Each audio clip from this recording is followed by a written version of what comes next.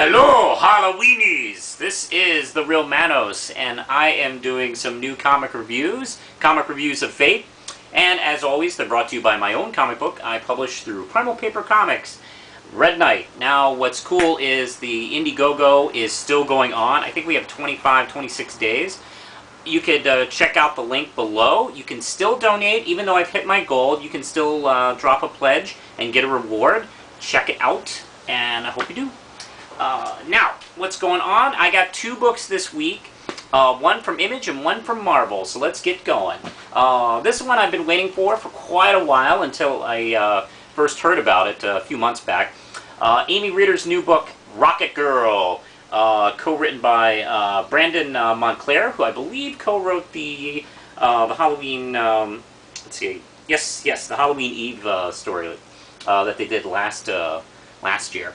And actually, they partly got started on the Kickstarter program. Wow, what a cool book.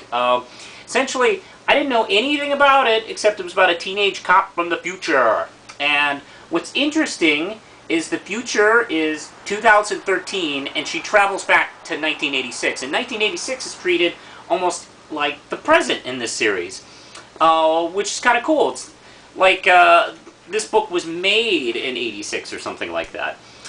Anyway, DeYoung Johansson is the hero. She realizes that I guess the most important corporation in the year 2013, Quantum Mechanics, have been doing some dirty tricks. They've been cooking the books, the history books, to their own advantage. Sort of like Bob Evil in Time Chasers, or to a larger, maybe a larger version of what Biff was doing in the Back to the Future series, using time travel to reward themselves financially.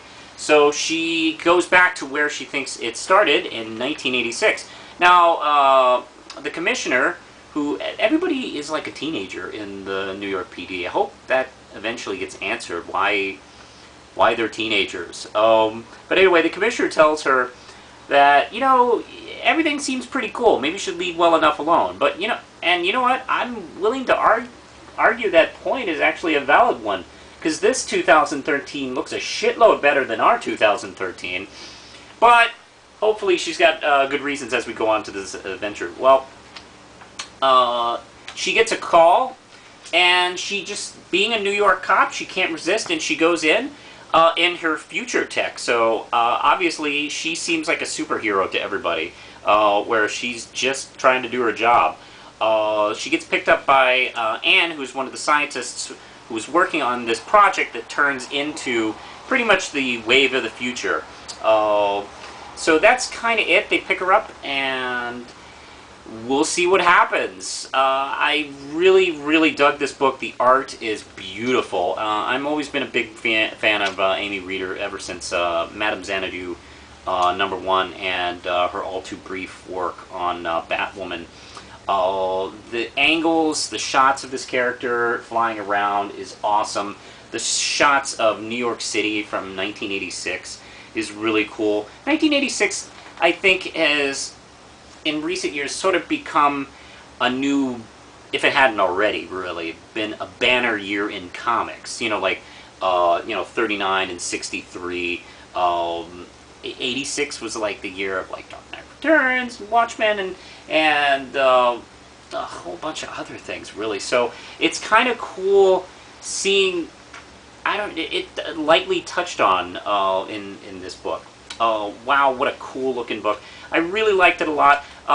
It does give me a lot of questions as to what's going to be happening next. What is actually the big mystery here? So I dug it a lot. I'm going to give this a light 5 Ram chips. I do recommend it. And here we go. It's an Infinity crossover, but you really don't need to read Infinity to get this. You don't have to go back and read all 89 issues of Infinity to get this particular issue.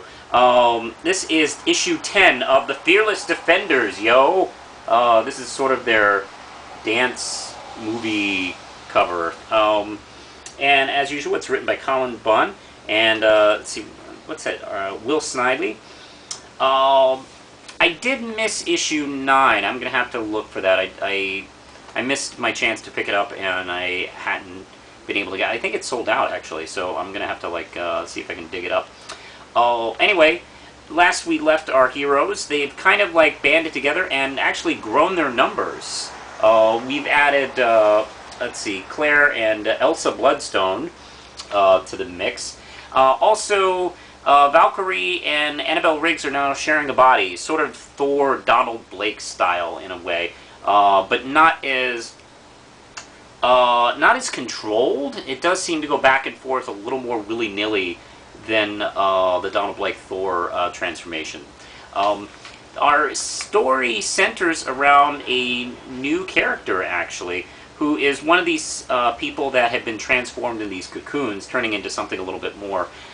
She's this young woman who is a dancer, and she's kind of been pressured to just be super exceptional by her parents. And she found dancing kind of just the thing that really kind of connects with her.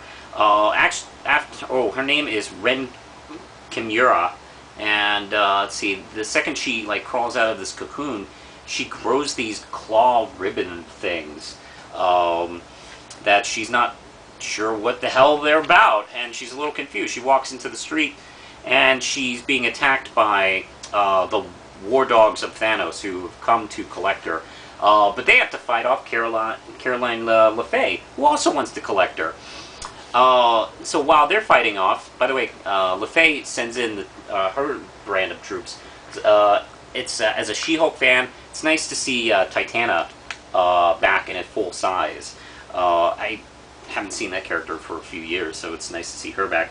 Anyway, that fight turns into a three-way battle when the Fearless Defenders jumps in. By the way, Caroline LeFay is a really cool villain, the way she deals with the war dogs here. You almost find yourself rooting for her. I'm really kind of digging that character. Anyway,